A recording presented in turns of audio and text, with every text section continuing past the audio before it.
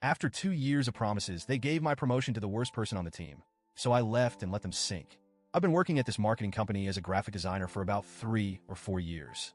When I first joined, our team was tiny, just 3 of us, including my team lead, who was an absolute legend. I learned so much from him. We tackled huge projects and had late nights filled with brainstorming, and it felt good knowing I was contributing to something meaningful. As we grew, I quickly became the go-to person on the team. I was training every new hire, leading projects, running presentations, and even setting up workshops to share design strategies. I was handling responsibilities that went beyond my role, thinking it would eventually lead to a promotion. Then, my team lead left and all those responsibilities just got dumped on me. We didn't get a replacement for over a year. I saw it as an opportunity to show that I was ready for a senior role. When my annual review rolled around, my manager was all, "You're on track. Just keep it up, and a promotion will be in your future." I kept working late, juggling more projects, and giving everything I had. But then, I found out that the company had decided to promote someone else, a newer hire, Jane. She had this social media influencer persona. Bubbly, loud, always talking about her brand and her followers. To be clear, Jane had barely been on our team for a year.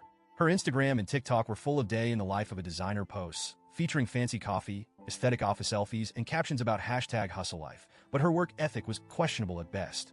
She'd hand off half-finished projects to me saying, "I'm just so busy with my followers. Can you finish this up?" And she wasn't kidding. She had a decent following online.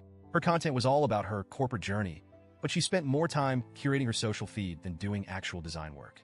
I'd often find her snapping selfies or posting stories about her busy day while I was fixing her mistakes. But somehow, management loved her.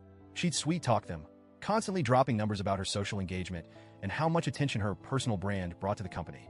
They ate it up. When she was promoted to senior designer, I couldn't believe it. Jane didn't understand the basics of our workflows, didn't know how to work with stakeholders, and barely managed her own projects without help. Meanwhile, I was the one doing the heavy lifting. After that, Jane's behavior got even worse. She strutted around the office like she was some kind of creative visionary, setting team guidelines that she barely followed herself.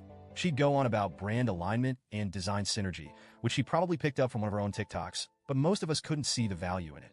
Stakeholders started requesting me for projects instead of her, saying she was unprofessional or just impossible to work with. Then, we finally got a new team lead. I thought, finally, someone who might see through this. I put together a portfolio of everything I'd been handling: projects, trainings, client feedback, the whole package. I walked him through everything, and he was genuinely impressed. He told me I was an asset to the team and that my contributions were obvious. I started to feel hopeful, but of course that didn't last. Jane took on a high-profile project and completely bombed it. Somehow, her mess ended up affecting me too, since I had to step in and fix it. When she realized I had corrected her work, she stormed into the office and confronted me. She actually yelled, saying I'd embarrassed her in front of the client. I kept my cool and explained that I was just following the guidelines that she'd ignored. Our team lead intervened and admitted I was right, but he seemed too intimidated by her to really call her out.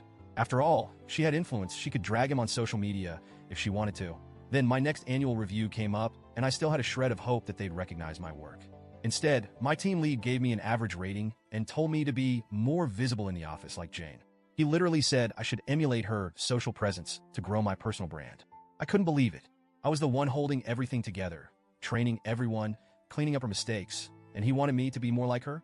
I looked him straight in the eye and told him that if he thought she was senior material, he could let her do the work. I was done picking up the slack. He started backtracking, saying they could consider a promotion for me in 6 months instead of a year, but it was too late. 2 weeks later, I accepted a better offer from a company that appreciated my skills. When I handed in my resignation, my manager looked like he'd seen a ghost. He asked me, "What can we do to keep you?" I didn't hold back. I told him I'd given this company everything and had been treated like I was invisible. The best part? Once I decided to leave, I wasn't about to spend my last 2 weeks doing senior tasks.